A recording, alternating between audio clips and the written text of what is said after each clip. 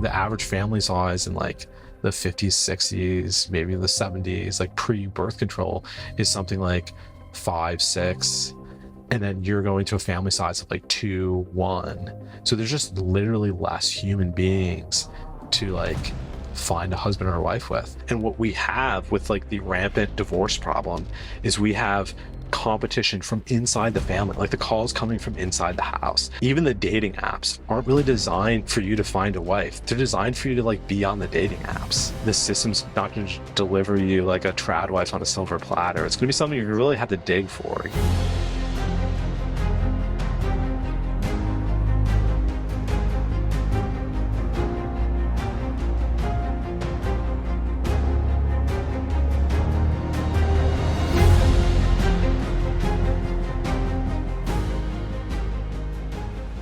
Today on the New Founding Podcast, a special pseudonymous episode.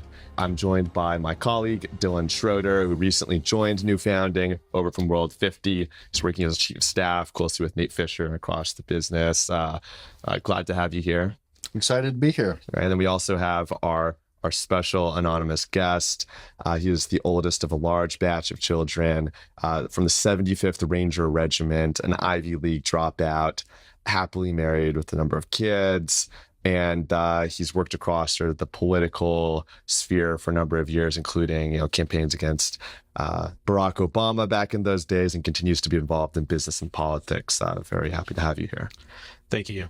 So what's your advice to a young man today looking for a good wife? Very loaded question. Let me answer that in kind of a roundabout way. So a number of years back, I hired a woman to work for me who happened to be divorced maybe a couple times, who's counting. So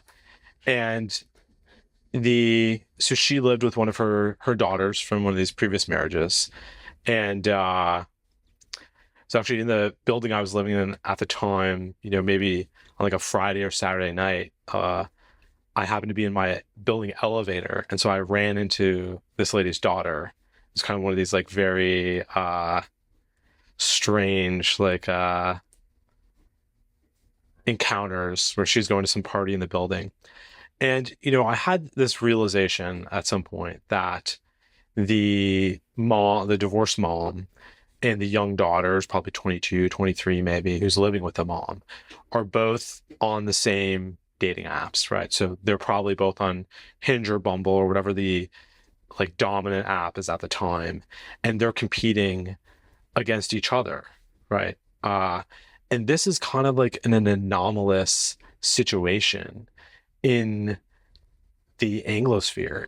If we will go to any of these books like Pride and Prejudice or these Little Women, these kind of like, I haven't read these things, but these chick lit. So let's go further back. Let's pull a little bit of a Putin here. Let's go back to the 13th century, 7th century. The turn of the century. The turn of the millennium. These novels all are revolving around how do we get these girls married off? And it's a problem that isn't just, it's not an individual problem. This is a problem for the family unit. So this is the mothers, the aunts, the grandmas, there's buy-in from the entire structure in the family. And the situation that young men and young women are facing today is that their aunt is not trying to connect them with like the handsome server at the diner. Their aunt is trying to fornicate with the handsome server at the diner. They are competing directly with, some cases with their mom, God forbid, maybe with their grandma, with their aunts, for the same. Can't be serious. Surely can't be serious. This is real. This is what young men are up against. So instead of this like, wait, just to pause you there. Devil's advocate. To play devil's advocate. I mean, a grandmother versus a is this like a real like a real matchmaking competition here in any serious way? Or like, Mother probably, grandmother. Grandmother that has to be stretching it. Maybe I'm being a little dramatic here. I was a few years ago, I was in Phoenix at some hotel, right? And I was getting ready. I was there on a Sunday. I needed to buy a razor because I was about to go to church. So I'm at like a CVS or something, right? And this is near, I think, the University of Arizona, just kind of randomly, whatever the hotel I stayed at, it happens to be in this campus area. And so I'm in the CVS buying like a Gillette Mach 3 razor. And there's this Product clearly, placement? yes, yeah, ads, paid advertisement. So the by what's the daily wire? Across this whole Jeremy's Razors. This podcast brought to you by Jeremy's Razors. Subscribe to Pendragon Cycle, coming soon. Yeah. Promo code Newfounding. Yeah. So this thing, and it's like 8 a.m. in the morning in like a CVS.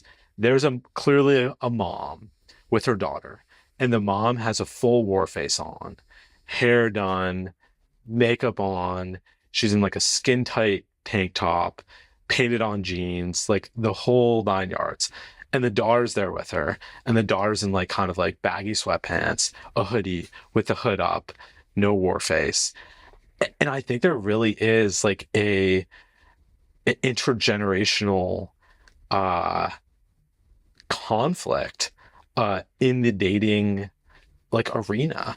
And hopefully, we would hope that in maybe Christian circles or in the church, this wouldn't exist, but this stuff bleeds over into people's lives. And the point of these, what I kind of want to like get across is that this used to be the way that a family made their way in the world, and the way that they kind of like, let's say, leveled up, is they would try to get their daughter or their son to marry maybe the son of the judge, of the mayor, of the guy that owns the lumber mill, of some sort of a potentate or significant person. And so maybe they came from a lowly background, but they could marry their daughter up in society. And what happened was, somewhere around the 60s and 70s, that concept was replaced with a kind of like a universal male conception of now it became, okay, my daughter works for Google, or my daughter got into Stanford, or it became this credentialing thing. And no longer was like family formation the mechanism of social ascendancy or of like class indexing. It became these external things. So it became, what college do I send my son, my daughter to? What company do they work at? What's their title? And so the familial emphasis on family formation as a class kind of, I don't know, use the word hack, but as like a class, like or social mobility died.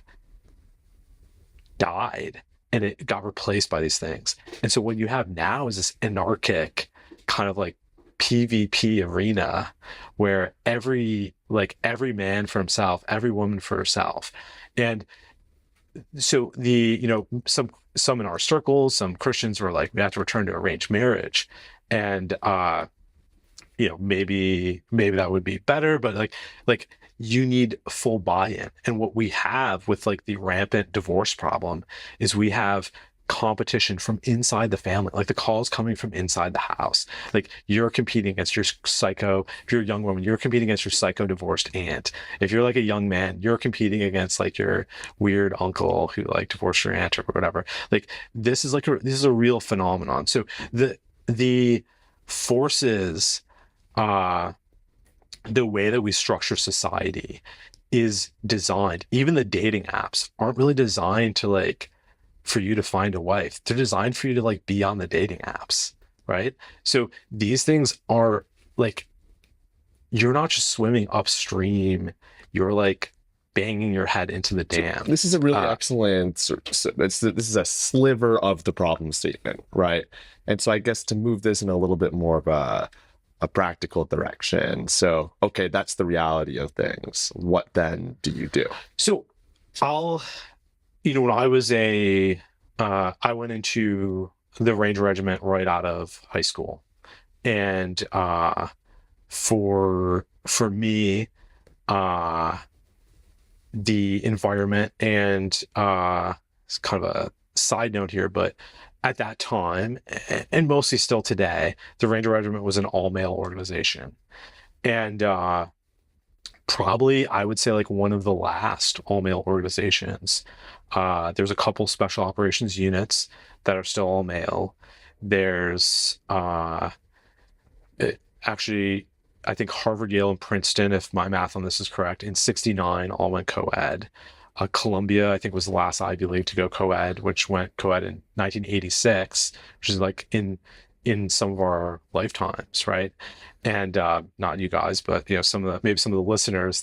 So there used to exist these all male spaces. I had the privilege of being in one of them, kind of like maybe one of the last ones. And then during my time there, I imagine, as many like driven young men are, I was hyper focused on, calling it a career is probably like the wrong terminology, but I was so focused on being a ranger. I was eating, sleeping, breathing. If I was reading a book, it was about being in Ranger Battalion. And like finding a wife or finding a spouse was the farthest thing. I was focused on deployments. I was focused on going to Ranger school. I was focused on improving my shooting, all these different aspects of that job.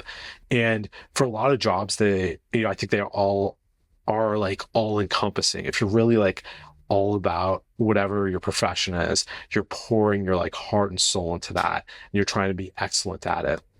And I think if I could go back to myself at 21, 23, 25, and maybe like describe like how dire the situation is, it would have been something that I think I would have wanted. Finding a spouse or starting a family would have been something I would have prioritized much more intentionally, had I known maybe like how bad things were going to get. And if anything, I'm a bit of a boomer. You guys are young guns out here, and I think you guys have to. The situation's only deteriorated, and you guys have to like be, for those listening that are looking for a wife, this needs to be kind of like a pretty high priority for you. You have to kind of like create time and be intentional about it, because it's not something that the system's not going to deliver you like a trad wife on a silver platter. It's going to be something you really have to dig for. This isn't like the De Beers mining cartel where there's just diamonds and you just have to find the vault, and there's this oversupply. I think there is truly like a terrible like numbers problem with this. And let me tell like a story to kind of illustrate push back though really quick on one dynamic. And I don't know if you would think there's any truth to this on the prioritization of finding someone in the dating. I mean, at least for me, in my experience, like the times in my life where I've been like, I need to find a girl, I want a girlfriend, it typically doesn't work out. And then when I'm in the mode of like, I need to focus on myself, buckle in, do what I have to do, then the next thing you know, 1 month passes, a girlfriend magically appears. So like, what's up with that? Is there any? I mean, like, yeah, so very true. And then I'm not saying that you need to be like super simping out there. So let the reader understand here. I'm saying you have to be kind of scanning your sector of fire, so to speak. You have to kind of be like, bird dogging a little bit. I'm not saying that you should be there. Nothing, I think for humans, nothing like reeks as bad as like the stench of desperation. Mm-hmm. So you never want to have, you want to be, I think, intentional, and you want to be, you want to have your eye out, but you also don't want to be in a situation of desperation. And then I think if you're younger, you do have a longer runway for a guy. You have a little bit more time, so you can maybe be selective. You don't want to get in a situation where you're forced into some sort of, or like you feel desperate, or you feel like the options are like really bad. However, like what I'm saying is they are bad, so you do have to put some thought into this. You can't just like, I think like, so my dad, my mom is one of 6 daughters in the family. So same mom and dad, 6 daughters. So if my dad had, let's say, not fancied my mom, like if he knew this family, there was like other daughter, like there's like, so by knowing this one family, and if my story's right on this, they went to church together. So like there's essentially 6 marriageable women in this family. The average family size now is kind of like the classic is like us 4, no more. It's like 1 boy, 1 girl. And so if you think about, let's say, you know, in popular culture, like the wedding or the rom-com, like you go to this wedding and you meet someone. And so in order to get like 6 women or 6 men at a wedding with the current family structure, you'd have to invite 6 families and they'd all have to show up with like the sons and daughters. And then how many families does that average family know? Like, so the numbers are like much worse. The fertility rate, the fertility crisis, like the family formation, like marriage crisis is downstream of that, because there's literally less like people. So you're going into a situation where the average family size in like the 50s, 60s, maybe the 70s, like pre-birth control, is something like 5, 6, and then you're going to a family size of like 2, 1. So there's just literally less human beings to like find a husband or a wife with. So that's like, then so one thing that people raise here is, well, advice that is often given is go to church, of course, which you should, and this is good advice in general. But the question is that good dating advice? And there's maybe something that can be said that there's a lot of good people in that ecosystem, of course, right? To give you like are at church on a Sunday morning, you will like meet good people, share your values and things like this. But the question of whether that's the right format or context for like essentially like good matches to occur, I'm curious what you think about that. Yes, that's a great question. First of all, I think you need to submit yourself to Jesus Christ, and like some people listening to this may be capitalists, maybe men of action or something, and there's a perception maybe you can just like kind of waltz into church and like it's a good like shopping ground to find a non-promiscuous wife or something like that. And I think like if you're considering church, like you actually need to be probably like a Christian, a member of a church. A Christian like, member. So it's like some like it's not like a nightclub without. And I think this is the point I would maybe make is that maybe a part of the way that this used to work was it was about this sort of decades long relationship between a family, a church, and an individual in the church that often led to these sort of very healthy marriages that emerged. And the idea that you can just sort of let's say people transplant multiple times at different locations, sort of just drop into Tim Keller's rest in peace church, and that some marriage will sort of just like emerge in that moment. I think that narrative also has to be challenged. Yeah, like the stranger, like the stranger in a strange land. Like the idea that you're gonna like show up to like basetradchurch.com and like cruise in and just get some digits and then like get your like made to order trad wife. It has happened. That's like I'm sure it has happened. I'm doubtful of that. I think like one of the things that I was living I was a practicing Christian. So like I was a baptized member of a church in regular attendance. So like I guess for like I was not just like using church as like a dating tool. I was going to church, right? And I was a practicing Christian. And overall I would say the church is like not good for this. Like there's not, the young people that are the most committed are probably going to be, many of these churches are like vampiric in a way, where the young people do a lot of the volunteering and a lot of the nurseries, the VBSs, the outreaches. These things are run by the young people. So if you're cruising into the church on Sunday morning, probably the best young ladies for our men listeners are probably like not even present. They're like in some sort of satellite role. They're converting the the street urchins or the orphans, or they're like watching the infants or something, so the moms can like participate in the service. So there's like, I mean, there's structural issues to this.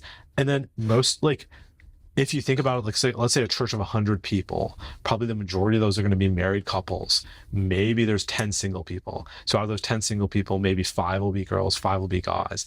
The odds are just like really not great. However, I am a firm believer that you need to be like a member of like a local church. You need to be active in the church.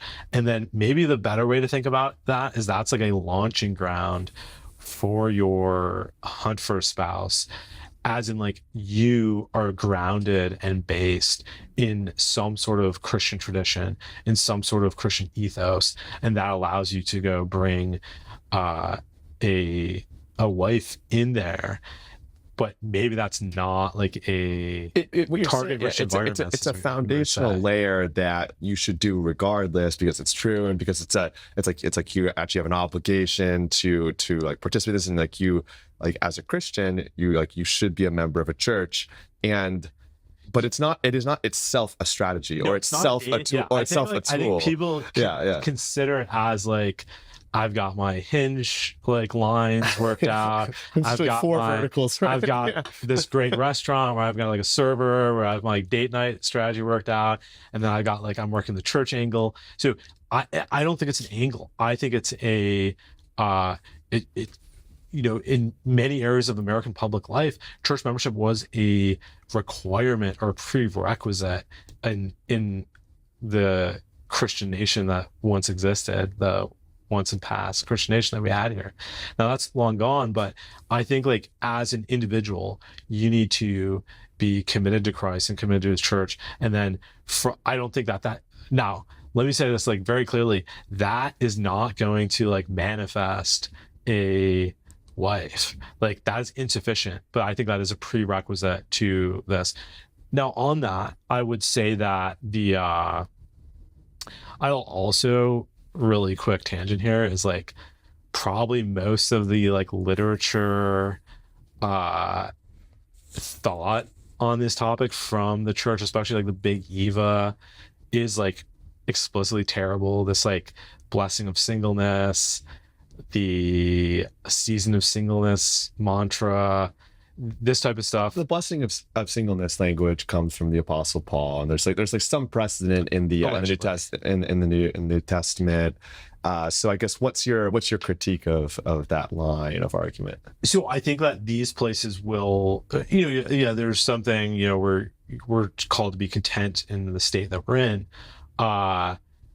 That is used as kind of like a permanent dodge, like just don't do anything, just kind of like you're like set in your state. And in 1 Timothy 5:14, Paul, if you read in the King James, the ESV and some of these other kind of modern liberal translations use widows, but in the King James, I would have the young women marry and bear children.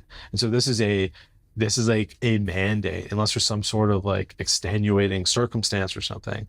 Like the natural state of men and women in the church is in the institution of marriage. And so I think this like contra marriage like line of like you're just in a single of singleness, then also like there's a difference too between accepting the state you're in and celebrating the state you're in, or like getting comfortable, buying furniture for the state you're in or something. One of the lines that you hear a lot in sermons from, let's say, pastors in this really Big Eva type space, but I've seen it sort of across a number of different denominations, is the sort of the laundry list of idolatries that's given, and family is almost always one of the first things. Let's say, you're distracted from the Lord.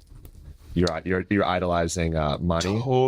Total nonsense. This is a major issue. Yeah. So if you look through the Bible, and if you look at every instance where idol or idolatry is mentioned, with maybe 2-3 exceptions, it's idol made with your own hands, idol made of stone and wood, idol that you yourself have made, idol of wood, idol of stone. These, when the Bible is talking about an idol, even in the Ten Commandments, it talks about a graven image. it's not talking about some like abstraction. And in the American church, there was an effort around the rise of Darwinianism and of like biblical textual criticism to essentially jettison some of the spiritual language in the faith. So things like demonology, kind of some of the maybe like woo-woo elements of Christianity, in order to be like more scientific than Darwin, or to like say like, no, we're the real scientists, we're creation scientists, right? There was this effort to kind of downplay the miraculous, miracles, prayer, blessing, curses, these things that are explicitly like spiritual in the Bible, and just focus on things like, you know, the life of the flesh is in the blood, or these kind of like pseudoscientific statements. Very specifically, the idea that idolatry is like primarily somebody who's thinking about their family or something like that is like essentially a very like iconoclastic sort of instinct. It's like, well, maybe actually idolatry is like the massive Hindu idol up the street that like the Hindus just built I think that's last the month. idea, is that we're like in a post like a post-Bible world. We're in this modern world, and of course, no one would be silly enough to worship an idol, right? Because we're in this erudite. They are modern... in North Dallas, though. They are. Yeah. So that's the thing. So you could like go like, I challenge the listener, wherever you live, look up Thai Buddhist temple, look up Hindu temple, look up Hindu cultural center, look up. And you will find within like probably 10 or 15 minutes of wherever you live in this country, a physical idol that a priest class is making sacrifices to on the summer equinox, the winter equinox, on their festivals, and they're making food and drink offerings. We hope not human offerings, but we can't guarantee that. We hope that these are just like kind of grain offerings. Now you're just rage baiting the audience. I mean, like for those who are familiar with like our good friend Alex Jones and Mike Hansen, you know, who broke into the Bohemian Grove, or even maybe a more exoteric example is Burning Man. And, you know, ironically, like there's a guy, you can go look this up, there's a guy that like allegedly ran himself into the Burning Man and burned in the Burning Man. So like we could say this is just like some sort of like bizarre accident, or is having a festival called Burning Man and you burn a man inside the Wicker Man, is that the purpose of it?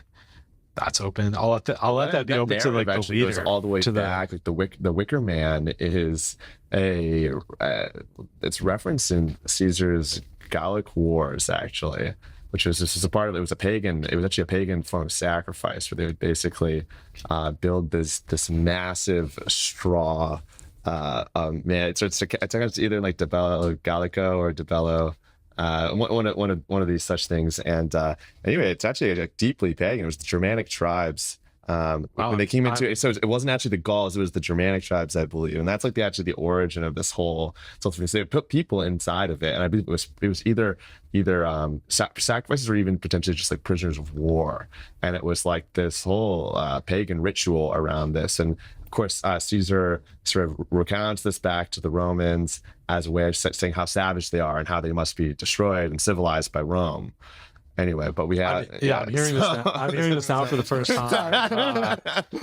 Amazing. But yeah, like I'll say this, like, so in like the deracinated, like spiritualized, like seed oil modernity Christianity that we live in, the idea is that people are just stupid, that they're worshiping like a dumb idol, like maybe like some sort of totem pole or something, and they're just too stupid to know that like this doesn't work.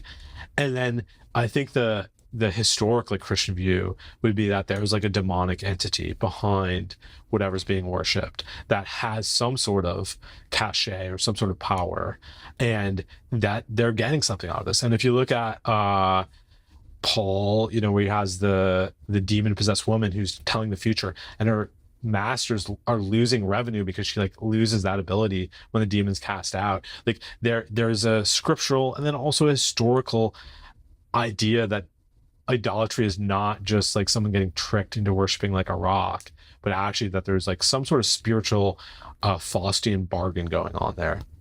And I think that we've been deceived in thinking that this is totally, in modernity we just have beakers and we have breakers and we have statistics, and none of this goes on anymore. And the reality is we could get in a car from where we're sitting right here and go see, like you said, Hindu idols within like a 10-minute drive. The idolatry is alive and well, and the church in a lazy way decided to basically use a blanket brush and paint anything that they didn't have a clear scripture for. So maybe that was video game playing, maybe that was the NFL, like the things that there wasn't some sola scriptura or handle that they could grab on to beat it. They just said that's idolatry. And what they did is basically create this new category. And I think this is all across, like Adrian Rogers preached on this. I think this is a common Tim Keller thing. Actually, when I travel, I attend church all across the country. I travel a lot, and the most common message I hear is this kind of amorphous idolatry thing. Yes. And so basically it's idolatry of the gaps, is something that I don't like, vaping. And you know, there's many things we don't like, right? And whatever I don't like is idolatry. So vaping's idolatry, golf is idolatry, your lawn is idolatry, Survivor is idolatry, The Bachelor is idolatry. You just say like, thing I don't like is idolatry. Yeah, so I think really one thing that always struck me about this sermon, you're right, you hear it a lot, is that it really comes down to like a critique or criticism of desire. And what's interesting about it is that, you know, desires can be sort of ordered or like disordered. They can be good or they can be bad. And what's interesting is that often in that sermon, they kind of lump in this combination of like things that are good to be desired, things that are bad. And they're sort of all put in this big blanket idolatry of the gaps. And it's just, I actually don't think there's a ton of precedence for this position. And it's honestly, I mean, we talked about this, sort of the situation, like the actual Hindu idols, there are actual idols, probably within 1 mile of where we're recording right now.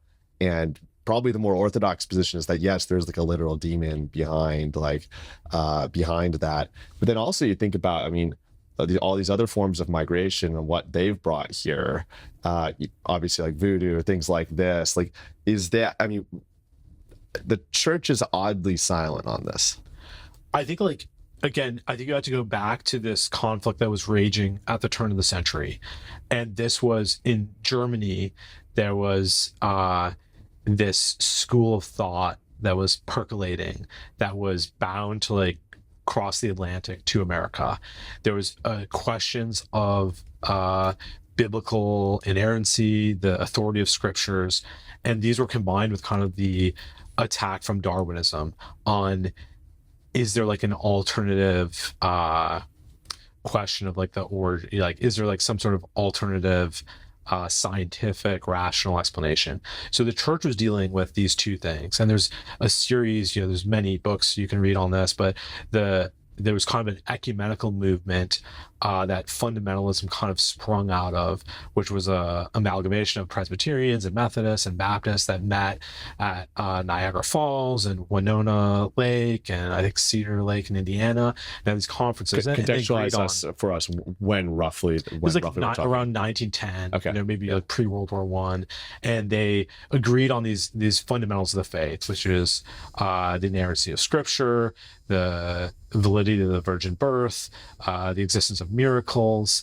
so it was kind of like the things that everyone could agree on, the virgin birth. We could, and even if we don't agree on like the original homeschool convention, we don't agree on like pedobaptism or something. We all agree on some of these big items, and these were important because the Darwinism kind of was like undermining the very like founding suppositions of Christianity. And we happen to let, so here we're recording this podcast in 2025, and this stuff is basically like universally accepted as pseudoscience. So these guys, Steve Meyer and Ken Ham, and have done a lot of work on this with some of their associates, and just the mathematical, the math doesn't work. the fossils don't work, the missing links have never been found. This, I would say, like, Darwinism is basically dead now. You're much more likely to find a dude that talked to like a cat demon on ayahuasca than you are to find like an atheist in like America these days. So like the atheism Darwin is kind of a dying thing. It's kind of been debunked, disproven. And but at the time it was like energy. It was like a very like valid, like rising threat to the church. Like the early 2000s, even into the 2010s, right? New atheism. Yes. There's sort of like Reddit atheism, the fedora, right? But that the fedora kind of killed. There's some that claim that meme specifically, the neckbeard fedora, like killed atheism permanently because like the visual association was so strong that you couldn't say you're an atheist anymore after that meme. I think there's something to honestly. I think there's something to that. Like atheism did truly become like cringe. And yeah, so now you're much more likely to meet someone that's like spiritual or is like on some bizarre like Silicon Valley drug cocktail talking to a cat demon or something. Let's talk about the ayahuasca sort of one-shotting. Is this maybe is this the Capil form? This is an idolatry. We're in a little bit of a different category here, but let's talk about that as well. Yeah. King James, who gave us the King James Bible, kind of the foundational text of the Anglosphere.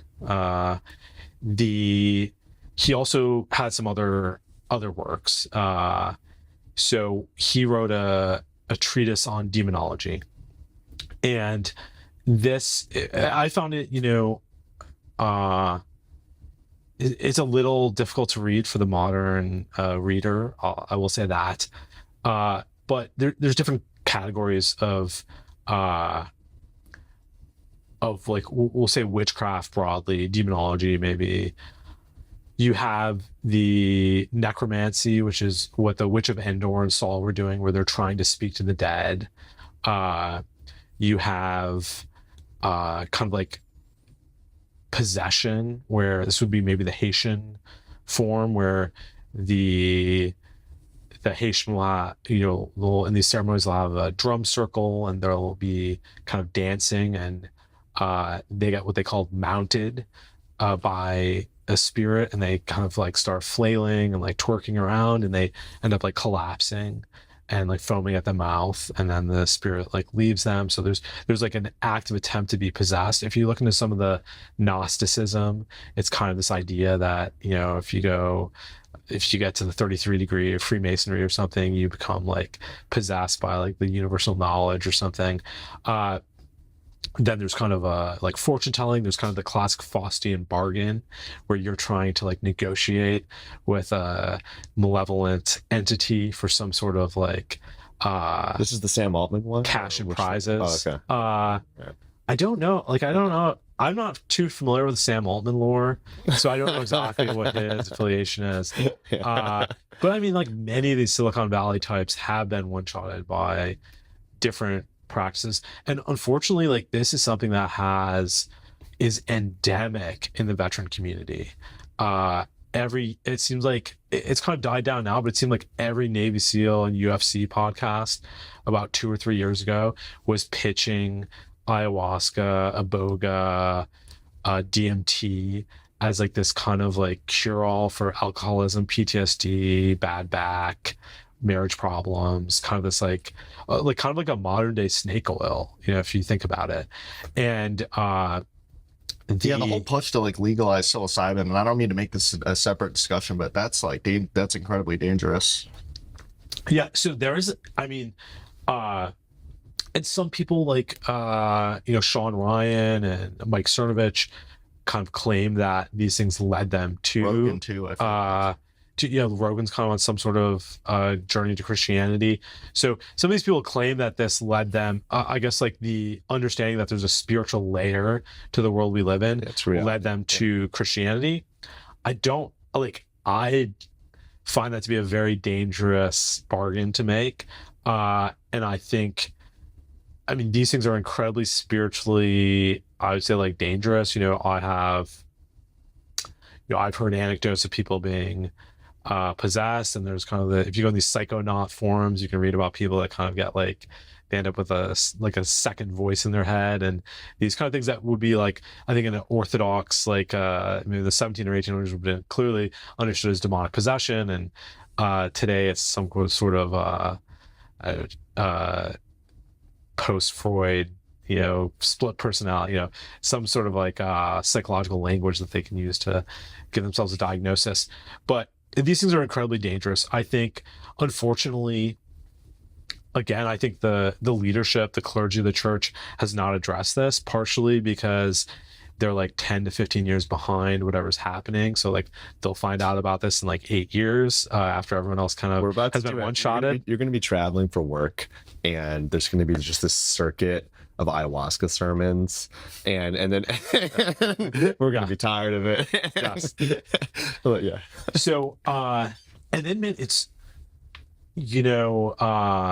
I don't think this will dox me, but my sister works in healthcare, and she kind of wanted to move out of like the big hospital environment into kind of like some sort of natural, holistic, kind of more boutique care. So she went to work for this this clinic that does a series of kind of like these elective, not cosmetic procedures, but elective kind of like health things.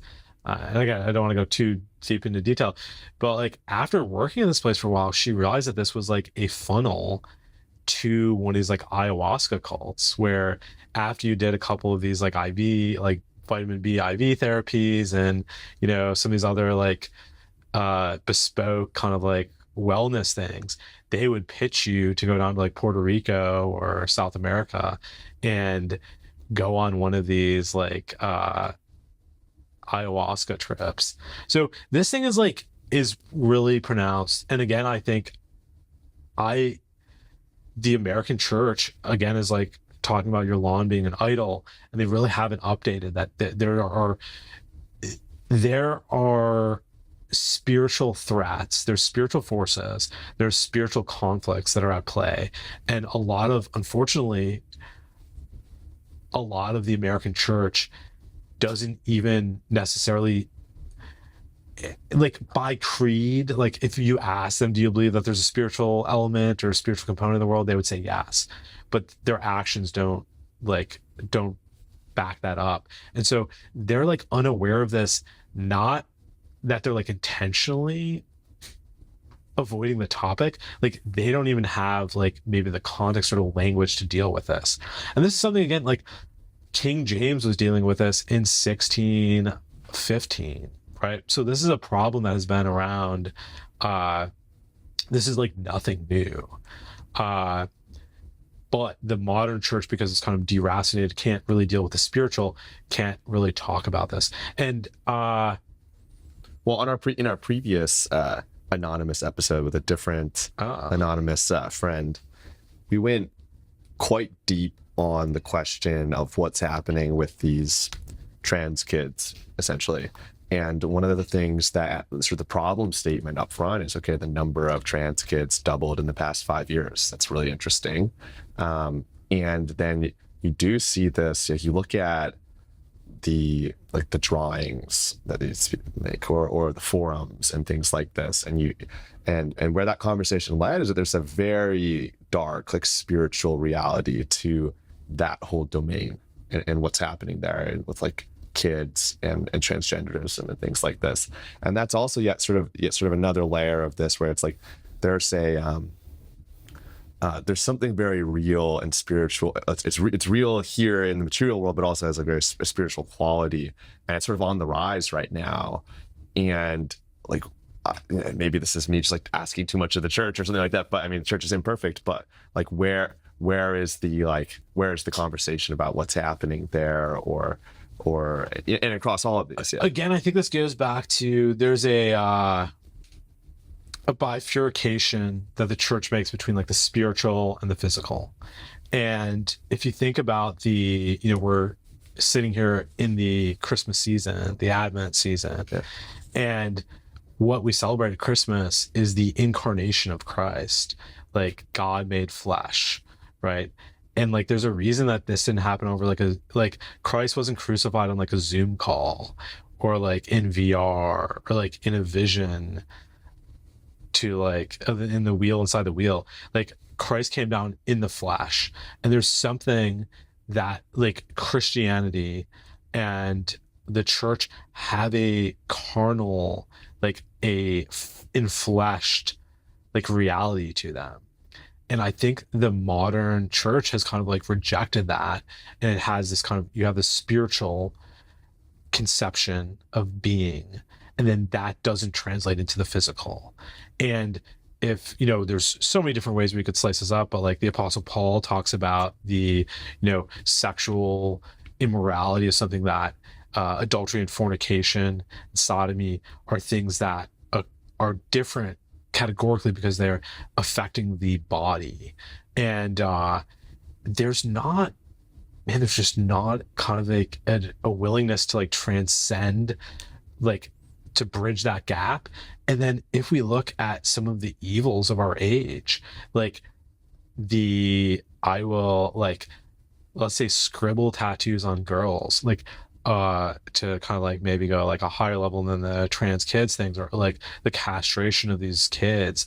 These are the spiritual darkness of our age is imprinting on the flesh of like the youth. And like the most like heinous example of this is kind of the abortion industrial complex, where you have this wholesale slaughter of firstborn kids. If you think about like the average female choosing to get an abortion, this isn't like a married, like a 36-year-old mom who's doesn't want to have a fourth kid or something. This is some sort of girl that's in college that, you know, got too drunk and made, you know, whatever, a bad decision.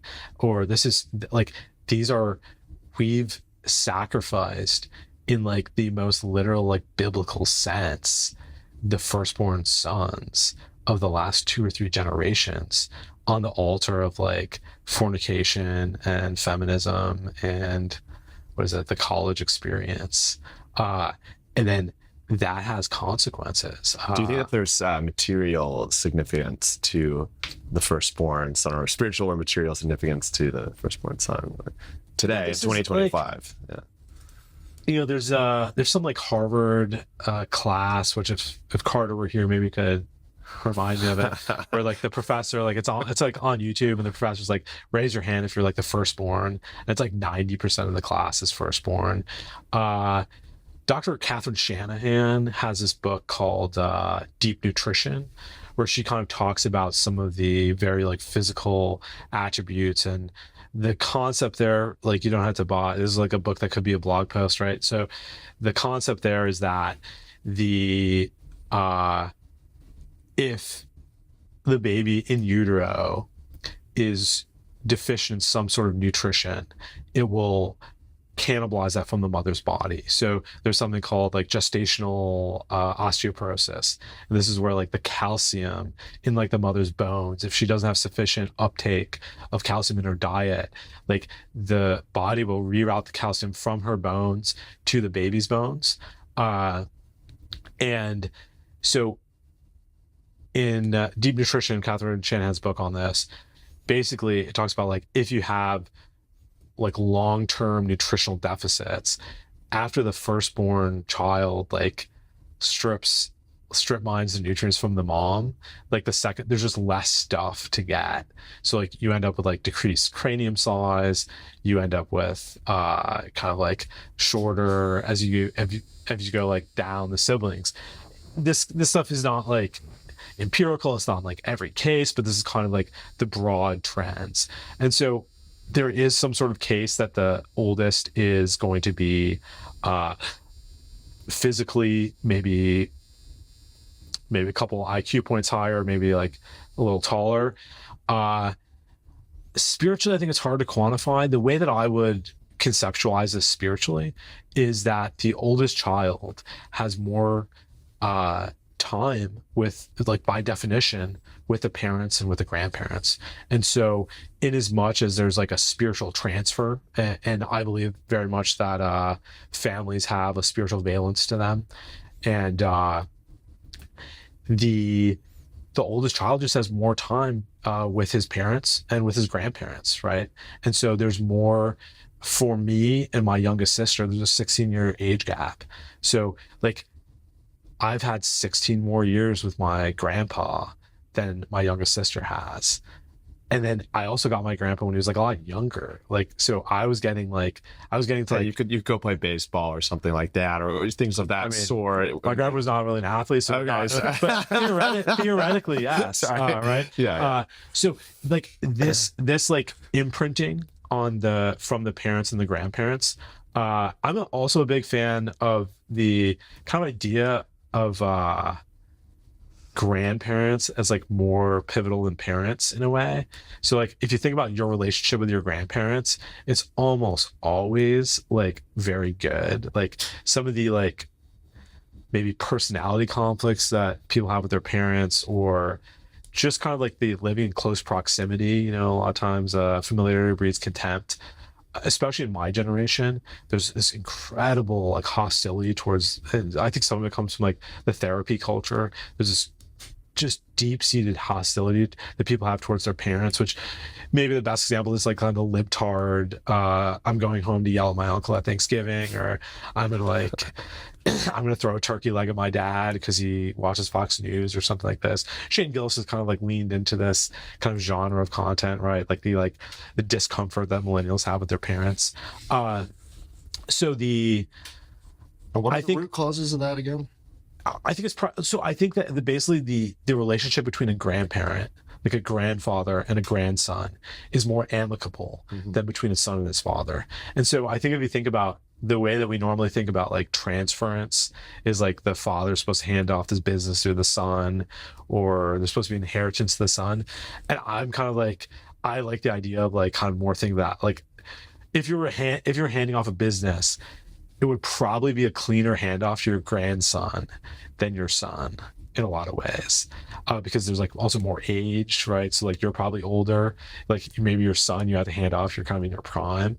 So but with the grandson, there's not some of these like personal foibles. So anyways, I'm a big big advocate of like, so I think there's like spiritual transference there. So the oldest son has more just more time like to like sync up with the family kind of mission or the family heritage. So, and then I think there is something about, I think Christ is the firstborn son of Mary, right? Obviously there's some like departure. I want to say Jesse's maybe like the seventh son, or is David the seventh son? This isn't like a hard and fast rule, but like dealing with large numbers and like generalities, the oldest son is usually the best son. I was thinking Donald J. Trump did have an older brother, Fred, at least. Yes, Fred. The lesser known Fred Trump. So if you are a younger sibling, there is still hope. No, absolutely. But hope springs eternal. Yeah. And if your older brother is a degenerate alcoholic, then you might need to pick up the mantle and become Donald Trump. We could like was Fred become who you are. Fred taller? That's a sort of interesting. So I don't know if he was taller. I don't know. That's a good question. Yeah, but he was. I mean, Trump. You can like look it up. There's like interviews where Trump talks about him, and like Trump clearly looked up to him and such as well too. If you read, there's a great book. I'm a huge fan of this book. I recommend it to everyone. And one of the reasons I like it is because like in conservative politics, like I guess now this like dam has broken on this, but the Kennedy family is kind of like on the other side, so you're usually less familiar with the lore. But there's a book called The Patriarch, which is about Joe Kennedy, who's the father of Ted Kennedy, JFK, RFK, and he had a son, Joseph Kennedy, who was his oldest son was killed in World War II on this bombing raid, and RFK talks about this, and so some of this lore is like less. It was more esoteric when I first got into it, but Joe Kennedy made this decision. He was the chairman of the Democratic like finance committee, or I might not have the right nomenclature there, but he was like the top fundraising. He was the head of their like fundraising effort.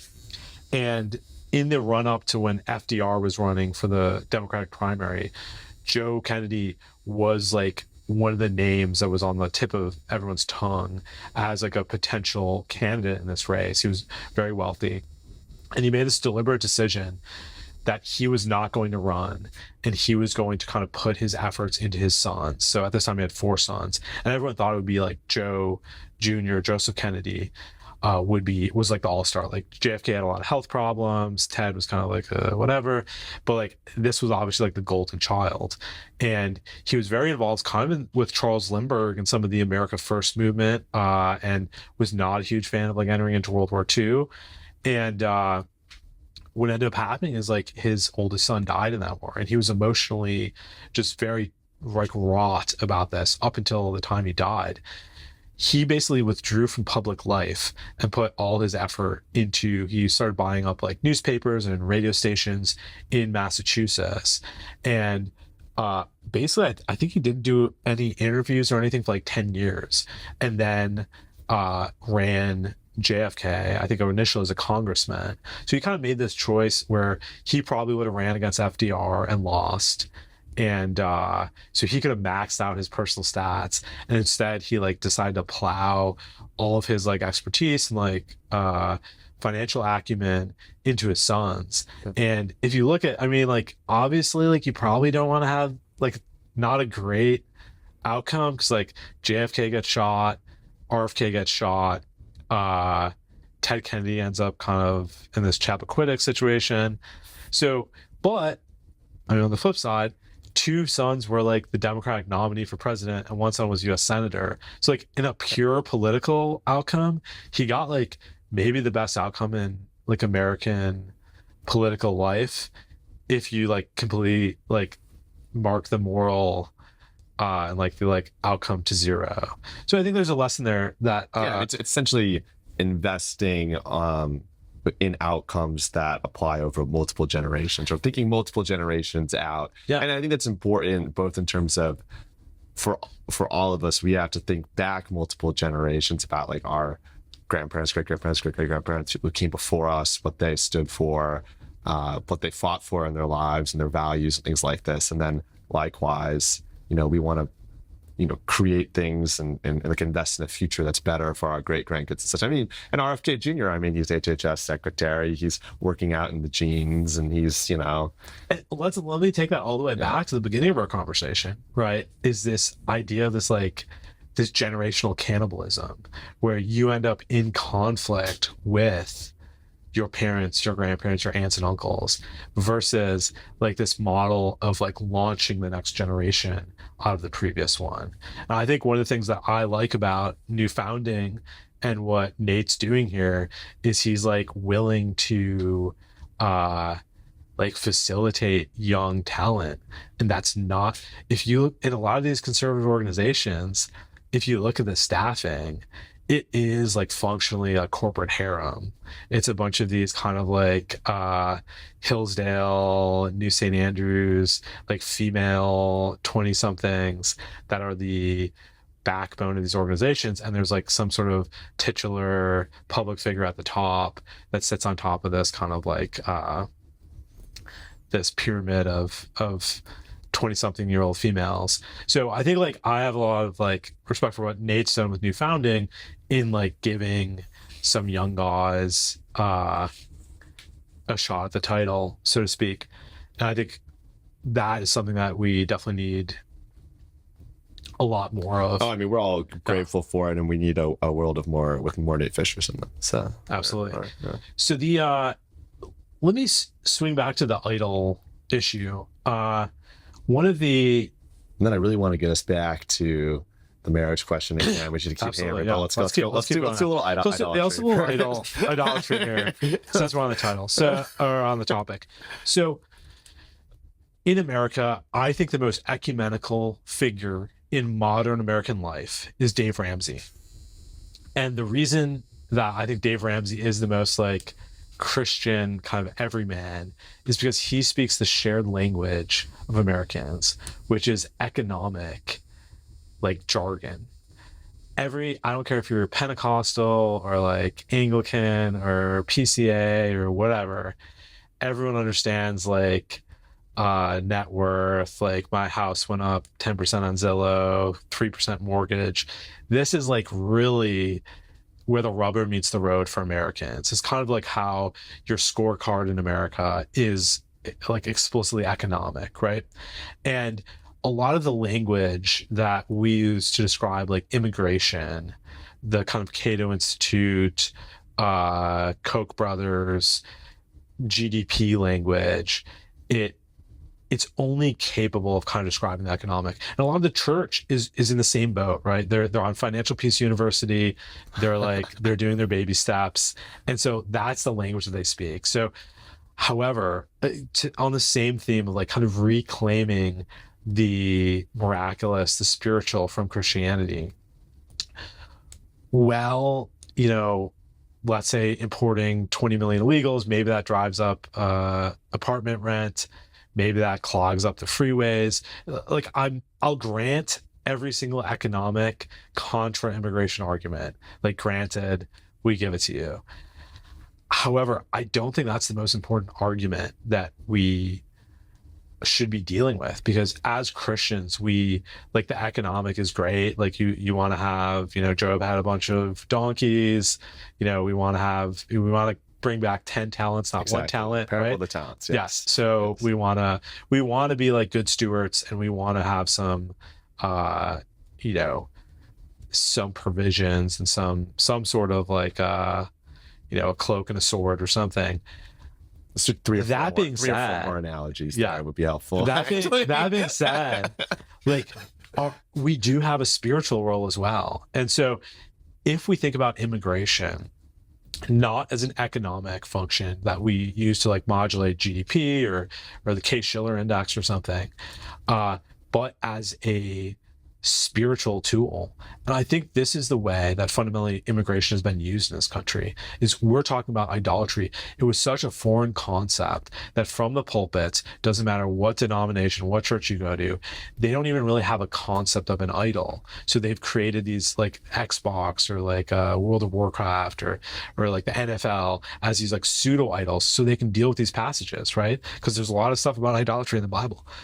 And what's happened is we've seen post Hart-Celler in 1965, you know, the Hart-Celler Immigration Act passed. Prior to that, there's functionally, and there's the immigration regime of America, the prerequisite is that you have to come from a Christian country. So, and this would be Catholic and Protestant. So this is Germany, Sweden, Italy. All the European nations are explicitly Christian countries in, you know, some way, shape, or form. And so the immigration was essentially coming from Christian countries. Hart-Celler opens this up to every other like insane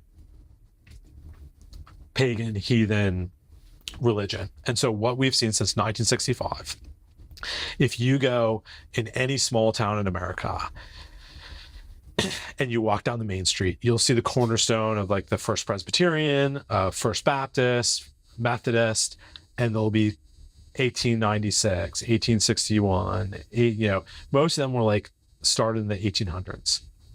I guarantee you that you will not find a mosque, a Buddhist temple, a Hindu community center that was built in this country prior to 1965, because we explicitly understood that we were functionally a Christian nation, and the immigration supported that. When you're driving around, you see a 90-foot Human monkey idol statue, or you see a whatever kind of like constructions going on of like a temple in your area, just fill in the blank wherever you live, listener. Think of what temple is going up right now as we speak outside your metropolitan area. These are all new things. These are like strictly post Hart-Celler things. The 9/11 mosque. This was not a debate in 1905. There was no 1911 mosque debate. These are modern things, and they are a function of the immigration policy. And while we view immigration policy in economic language, the language that we as Christians should be using to understand this is spiritual. And let me go like one step further with this. So if we think back to, we talked about JFK, if we think about the Cuban Missile Crisis, this is this intrusion of sovereignty where the USSR, the Russians, are going to place nuclear missiles on our front porch. And we find that to be untenable as a sovereign nation and as a global hegemon. This leads to like us to the brink of like some sort of like World War III, right? It's a major issue. And I think nuclear weapons are definitely a concerning thing. We can look to Japan and like Japan's doing maybe not that great, but they're surviving. Chernobyl, like prior to the Ukraine war, you could like take these like ridiculous tours of Chernobyl, right? And it had these cool trees and stuff. And it's like there's a way in which you can recover from a nuclear bomb.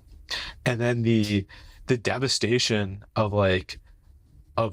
the spiritual maladies, it's less clear that you can recover from those. And so if we look to just right across the pond from Cuba to Haiti, which is this, I think I'll put this on our Catholic brothers. It looks like allegedly a Catholic country. Functionally, the state religion is voodoo, which is kind of this like African spiritism mixed with like some sort of like New World vibes. And the origin story, if we go back to for the homeschoolers listening, you have this kind of like hyper Christianized version of like American founding, where they're praying at the Constitutional Convention. But I mean, you can look at the pictures, and the American founding myth is that these men meet and they feel that humans have an inalienable right to life, liberty, the pursuit of happiness. They declare their independence from Britain over these taxation issues, and like a new country is founded. Well, Haiti similarly has a founding myth, and their founding myth is that this black witch holds a midnight seance black mass called the Bois Cayman. And so if you look at the founding art, the art depicting like the Haitian founding myth, it is of this kind of like frantic, frenetic black mass seance in which they kill maternal too, it sounds like. A Creole, female-led, a Creole pig, a black pig in English. Some people claim that it was a long pig, and the BAP listeners will understand that analogy. So there's two versions maybe. One is more cannibalistic. One is that they kill this pig, and they take a blood oath using the blood of this black pig that they slay. And within 2 weeks, every Christian on the island is dead. From this, the boys came in, they go out and they can conduct a massacre on the island. And some people will tell you that they have a like explicit contract with the devil and that they renew every year. I'll leave that to Eric Prince or someone to say whether that's true or not. But Haiti is the spiritual Cuban Missile Crisis in the Americas.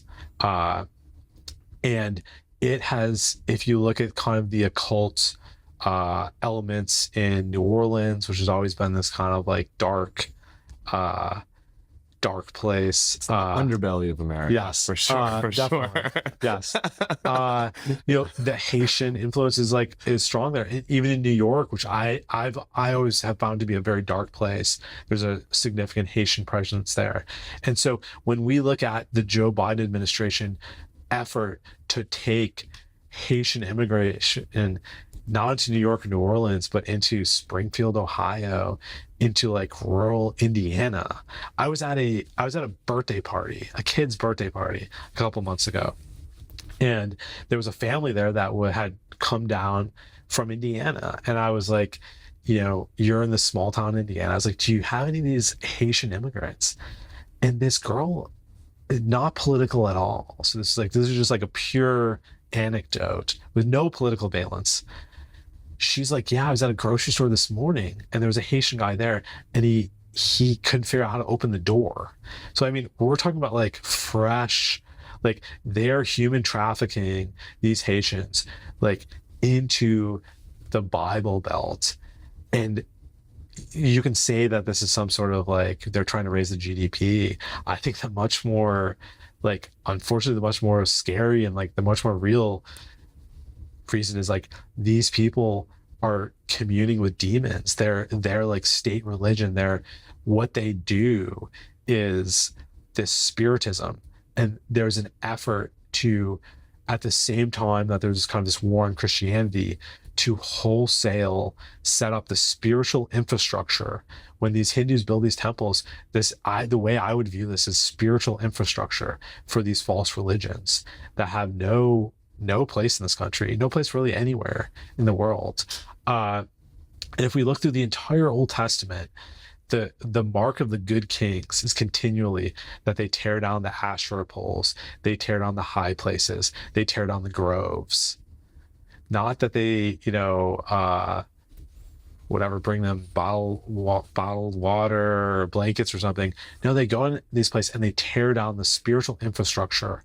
And if we go all the way back to the 1500s, when Cortez took 300 men and conquered the Aztec Empire, what he did, in addition to kind of force converting Montezuma, he tore down the temple on top of like the ziggurat in what we now call Mexico City and put a church or like a chapel on top of that. So like the place where they did these like they did these thousands, 10,000 in a day human sacrifices, he just destroyed that place. And there's this kind of weird feature in some of these religions, like, which I think the Chinese did this with the Dalai Lama, where like you can just like destroy one thing and the religion doesn't work anymore. So these like religions have these like key man policies or something. And so like Cortez ended the Aztec religion by destroying their temple. But Haiti has been this kind of perpetual spiritual thorn in the side of America. So what I would encourage Christians, in addition to the effects that I think a lot of people have felt, a lot of white collar dads have felt a lot of, I think, economic pressure from the insane rise of like real estate prices, where it's like very difficult on a single family to afford like a decent home in most cities in the country. And also, and at the same time, they're being squeezed out of some of these jobs by the H-1B situation. And then these things, if only it were only an economic problem. What great, like you can always go out and earn some more money, or like, you guys are young, you don't have wives, you go out and live in the woods or so, you can go to Alaska, find your fortune. But economic problems can be solved. Spiritual problems, they have like a lot more, they're a lot more serious. Yeah, they're a lot more serious. So I think like everyone's rightly concerned about some of the economic effects of immigration. And while that's happening, we're watching the spiritual effects. And I think like the tattoo, like the incredible prevalence of tattoos. This is something that used to be like missionaries would write about, finding some like weird island tribe and they all have like tattoos on their lips. And now this is just like your average state school where there's like girls have tattoos of, like coconuts on their feet or something, like just the most like pedestrian little scribble nonsense. These used to be like marks of like pagan. And then the same thing with like the transgender thing, that the mutilation, this was a sign of like pagan, the eunuch, the temple eunuch or something. These are deeply pagan things. These are not Christian, these are not American problems. Yeah, I mean the economic problems are actually so solvable on just once you go out to like the multiple generations. I mean, you think about like, okay, in the late 70s, there were periods of high inflation, and there's almost no, by the time you go to the great grandkids, that's the impact is pretty de minimis at that point. Of course, it's hard in that period, but we don't even really remember the periods of, let's say, like hyperinflation before, going back into, let's say, if there was ever periods of much higher inflation, let's say like the late 19th century. It's like that's not even, doesn't even register with us anymore. But something like the in the spiritual dimension that you're talking about, like we, if we don't fix some of these things, this is going to linger and be a problem for our great grandkids here in America in a way that whatever happens with the economy in the next 5 years, just a totally different category of problem. Absolutely. Or scale of problem, Yeah. I should say. Yeah. And the ironic thing is that I think the church like either lacks the language or maybe lacks like the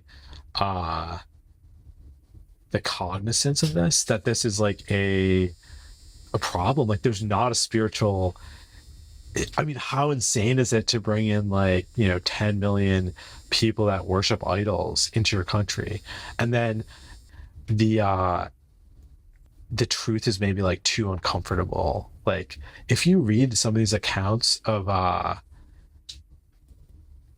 the people that actually like traveled to Haiti and the Haitian zombies and the mounting by spirits and like the like demonic activity there, it's like blood curdling. It is like intense stuff, and we would like maybe like for it to not exist. And then the idea of bringing someone that's from this insane religion and like putting them in your living room is kind of like patently absurd. But in America, this has been like kind of it's very incredibly popular in evangelical circles to adopt an exotic.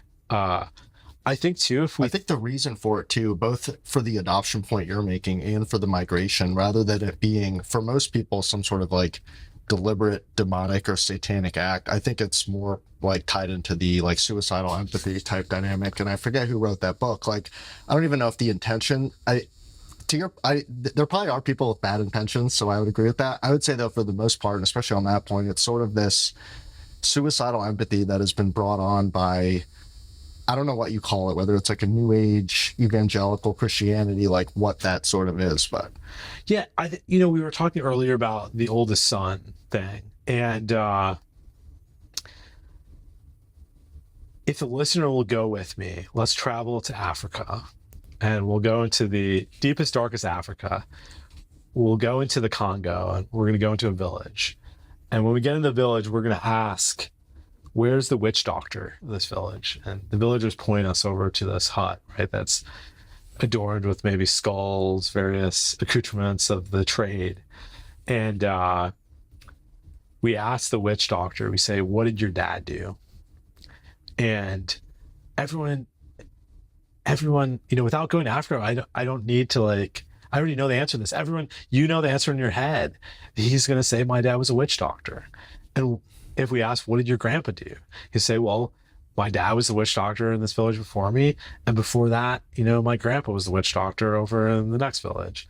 And, there's and I don't, honestly, I don't have the vocabulary, or I don't have a good term for this, but there is a spiritual valence. There's something that's spiritually conveyed in family units.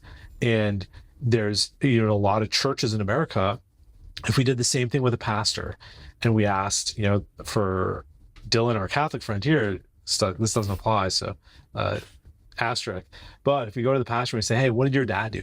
A lot of them were raised in a pastor's household, right? So this is it's similar to the way that the Jews had the tribe of Levi, the sons of Aaron, who were their priest, kind of priest class or whatever. There's kind of a ministerial class in the US. And a lot of times these, I don't want to say like skill sets, but this thing is kind of these throughout the generations, these families have some sort of relationship with the divine, or that is multi-generational. And I think we understand that on the positive end in our clergy, but we don't really envision the opposite side of that, which is that these families that have been in Hinduism or in Buddhism or in Spiritism or in demonism or in ayahuasca, they have like a family like lineage that is somehow has some sort of relation to the spiritual. I can't even describe it. I don't think it's genetic, but I think there's some sort of like continuity there. And fortunately, I think as Christians, we believe that like Christ is sufficient to break that, and that that's not something that maybe they're Calvinists would disagree with us, but that they're not locked in, that like Christ's sacrifice is sufficient to break them out of that. But that doesn't mean it doesn't exist. And so some of these, we're bringing in foreign religions, they're terraforming our country, and they're building out spiritual infrastructure. It's not Christian infrastructure. And I'm more concerned about a 180-acre temple in New Jersey and a 3,000-acre Buddhist monastery in McMinnville, Tennessee, and a 90-foot idol in Houston than I am about interest rates or in the GDP. And I'd encourage Christians to like really think about this in spiritual terms rather than just strictly economic. And we'll end it there. Thank you to our anonymous guests, and also Dylan Schroeder. Thank you as well for coming and joining me in hosting this podcast. So, all right. Thanks, guys. Thanks. Appreciate it. Thanks for listening to this episode of the New Founding podcast. New Founding has become a rallying point for founders and investors who are taking serious bets in the face of a stagnant business culture. Our venture fund backs early-stage startups focused on critical civilizational problems. If you're interested in pitching your company or investing in our fund, check out newfounding.com/venture and follow the link to apply.